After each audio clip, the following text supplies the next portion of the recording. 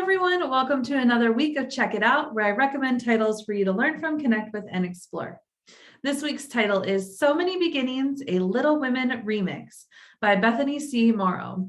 This is a historical fiction book, and it's 1863, and the March sisters are lending their respective talents to the recently emancipated Black people at the Free People's Colony on Roanoke Island in North Carolina. Our story opens with Amy, the youngest March sister, who was adopted into the family and loves to dance.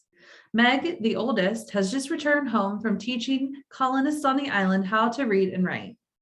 Joe has had a long day building houses for newly arrived colonists.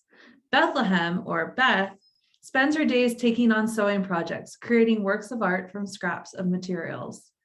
Each sister spends their days building and creating a community, but the shadow of their old lives is hard to cast off. Their beloved Mammy helps guide the girls while their father is away fighting in the Civil War, helping to ensure the freedom of others.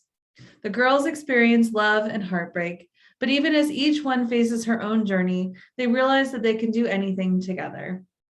I loved this remix of Louisa May Alcott's classic Little Women. You can recognize aspects of the original story and, of course, see the beautiful sisterly bond. But really, this is a story about part of our nation's history that we don't really learn a lot about.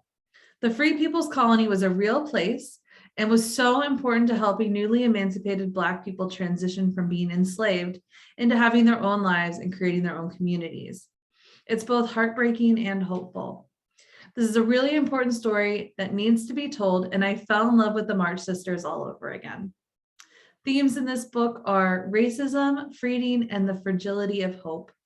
Read-alikes, if you enjoyed the Dear America series as a young person or the American Girl books, you're really going to like this.